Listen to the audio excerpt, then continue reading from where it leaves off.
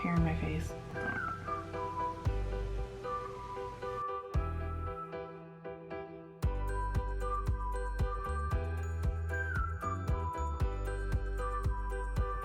Hi, welcome to FiberLoveDiary. I'm Trish if we haven't met, and if we have, welcome back. I'm glad to see you. I've got a couple of pieces back here to unbox. I'm not sure. I don't think I'm gonna do that today, but maybe. I thought I would update you guys on some projects that you did not see during the first like 3 weeks of the lockdown in my state, and maybe a little bit before that.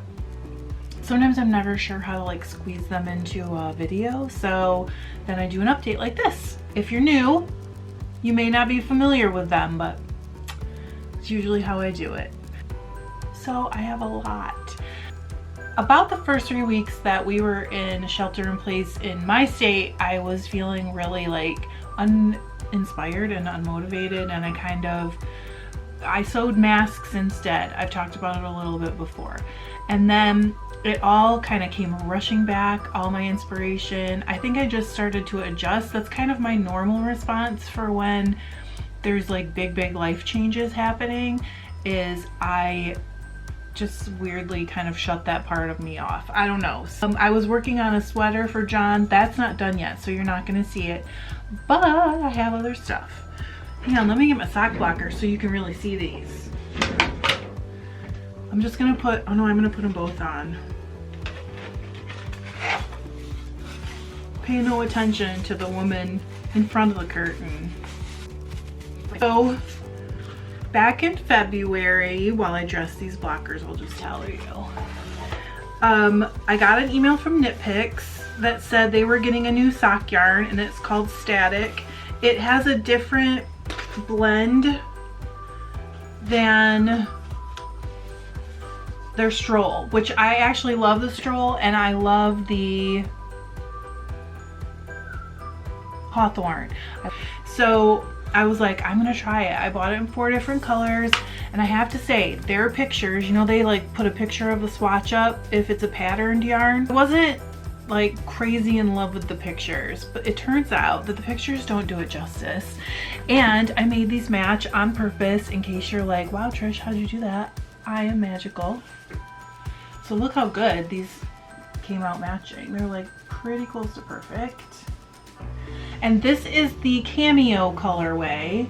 I also got 3 other colorways, and you will see one in a pair of socks in just a second, but I love it. And it's a little more like Regia or Opal, like a little more rustic-y feeling, and it washed really nicely. This has been washed once. They did not go in the dryer though. So isn't that pretty? It's like mostly navy and kind of a mauve, and then there's white and gray in it. I really like these.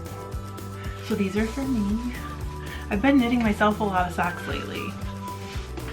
And then I'm only gonna do one of these because these also match. You really don't need to see both. A couple months back, maybe January, I finished a pair of socks with the painted sock from Knitting Fever. Is it painted sock? It's painted sock. So that was the Green Bay colorway, and they came out too small for me because I knit them toe up, and I don't really do that very often. I mean, I've done it plenty, but not very often lately. And so I made them a little too short right here. And I gave them to a friend. She had bought the same yarn, and her feet are a size 8, and you guys know I'm a 9.5 because I'm 5'10", and they fit her absolutely perfectly, and she had bought that same yarn, so she's like, I'll trade you the yarn for the socks so I can still knit myself a pair. But anyway, this colorway is Yellowstone. Isn't it gorgeous? Again, I knit these toe up. This time I used a short row heel. I think I did a toe up heel flap on the other ones. You can go back and look if you want. But I feel like these turned out beautiful. This yarn is really interesting. Oh, and I got it at my local yarn shop, and I will put a link to the Knit Picks yarn and to this below at the local yarn shop that I buy them. She ships anywhere pretty much, and I don't know anywhere else where they sell it. And these fit me perfectly. If anything, they're maybe like a tiny bit too big. When I get somewhere between 6 and 8 inches from the ankle, I do an increase like on either side of the middle stitch every 4 rows of like 10 times to make room for your calf getting bigger, and it's perfect. So I really recommend this yarn. I love it. Oh, I know. There is one little thing about it. If you buy this yarn and you really want to make your socks match perfectly, I have a suggestion for you. The first color on either end is not the same length. So, well, not necessarily. I mean, it could be like, but both times that I have knit socks out of this yarn, it has not been. So the first time I pulled out green for the toes and I matched up the first color change, and then I went back to the end, whichever one was shorter, and I cut them the same length, because if I had started with the longer one, I would have had to undo the sock to make them match. I don't know if that's gonna make sense in your brains, but it's right.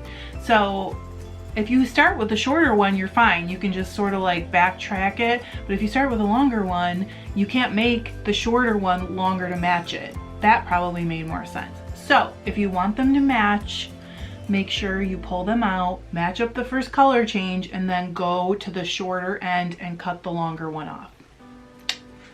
That's a little tip from me to you. If you were trying to make a match, you could have been disappointed. But I do love this yarn. It's really pretty, and it also feels like the sock yarns that I really like. So, okay, I have one more pair of socks.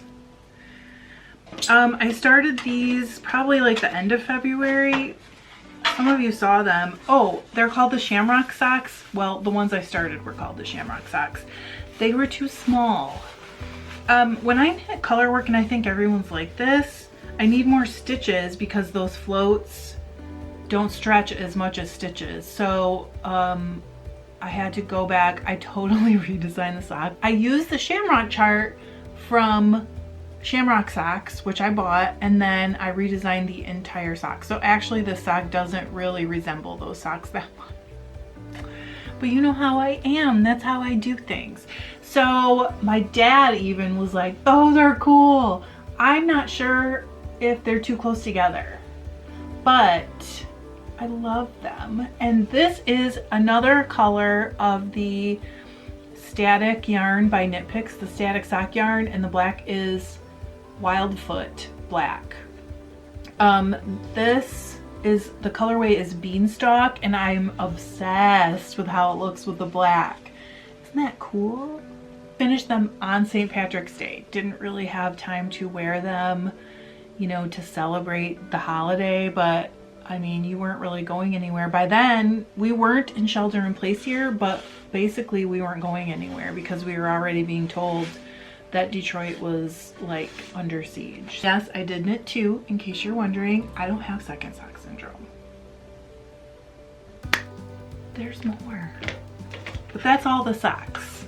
If you watch me unbox my knit crate in March, it had, oh, Dominique, please fix this for me. I need you right now. Le bluby, closer, which means the sheep, apparently. I didn't know. I don't speak French. I speak a tiny bit of Danish and a tiny bit of Spanish and English, and that's it. But anyways, I really liked it. And what's funny is it was alpaca yarn, but it's called the sheep. But anyway, it is like a terracotta color. And it was 2 400-yard skeins of fingering weight. And I have actually had this on my mind for a while, this pattern. I've got the back up. So I'm gonna actually lay it out and film it better because it's really hard to see. It's called Architecture, and it has been blocked. It's like 8 feet long. Oh, there, that's the light. So it has a different stitch texture going up in a V all the way up. The perfect knit, while I still didn't feel inspired, but it kept me interested. It had enough interest to keep me going. And you know, with a plain yarn, it's not really plain, it's like a heather. It was perfect for this textured, you know, it doesn't interrupt the texture with too much pattern. It's just, and it feels really nice. It like, it drapes really nicely, and I'm actually really happy with how it turned out. I don't know why it's kind of wrinkled.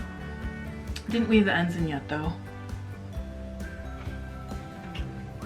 Okay, there's one more thing that I knitted, and then I have some stuff I dyed and some stuff I spun.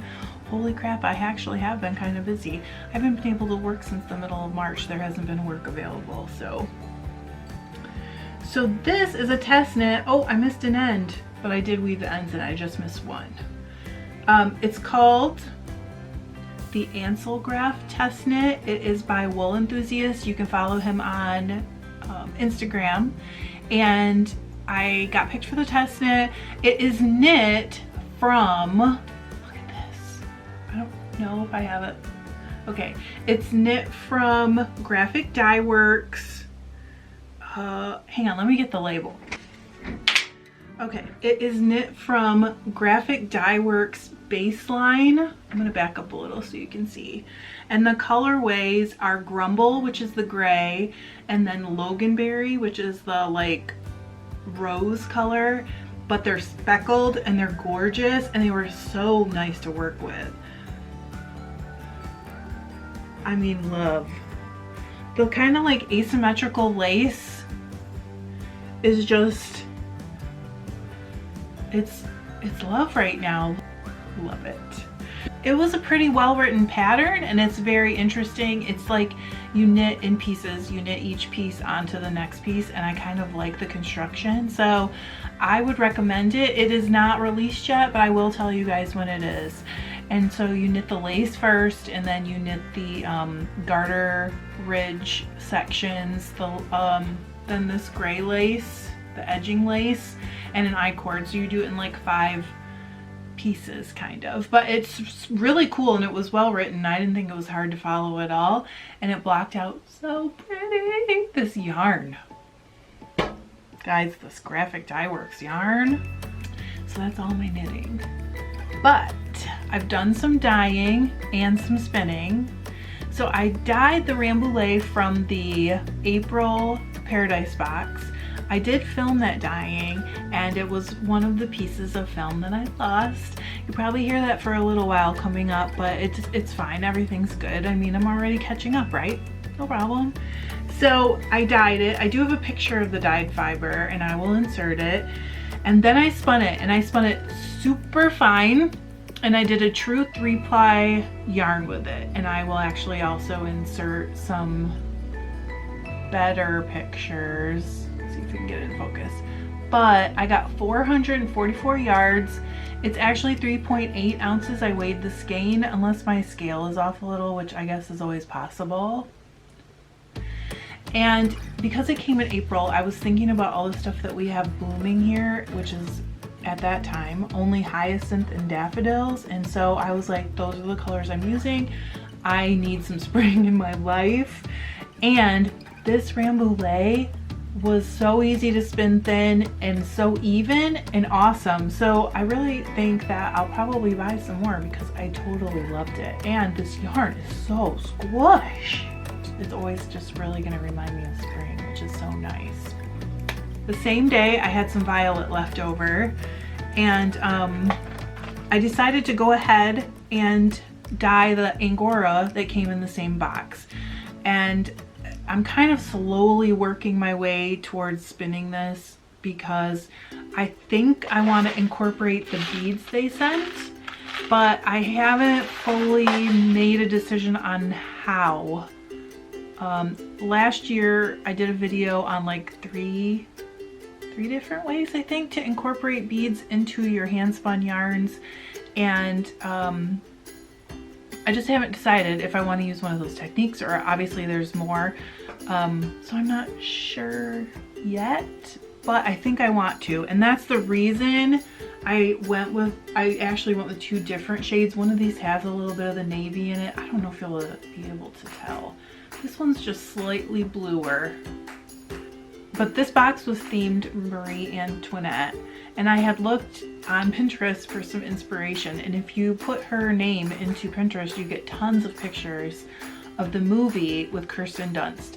And I don't know if she looked this way every single day in real life, but in that movie, she looks like a cupcake every day. And so I was like, I need like a pastel that'll go with these, and what was left over of that violet was perfect.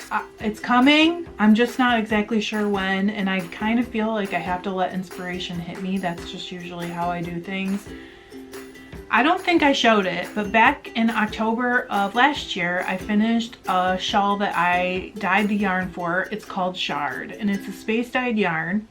The shawl is by Rosemary Hill, and the space dyed yarn is like 78-inch skein, and then you do, I think it's 12 to 14 inches of one specific contrasting color, and that becomes your shard when you knit up to that color. So I actually still have a picture, so I will insert it here. And as I was knitting it, somebody said to me, "Oh, it looks like bloody wounds." And I was like, "Oh, I don't think I want this anymore. You can have it." She's wore the crap out of it, which is amazing, right? And I came back and dyed 2 more skeins to make a really big one, because I also discovered that the size of the single skein shard is really not what I was wanting it to be. So I did 2 skeins that matched together in one dye pan, and I'm really excited. I'm gonna start it pretty soon, I hope. So these are the skeins. They're actually obviously cakes now. So they are very, very deep aqua and kind of a little bit of electric blue in there, and then the rest of it is gold with a little brown here and there, kind of a mottled gold. This is exactly what I had in my mind. I cannot wait, but I've been so busy with other projects, and then the house flooded, and then what else happened? Something else happened. I can't even remember.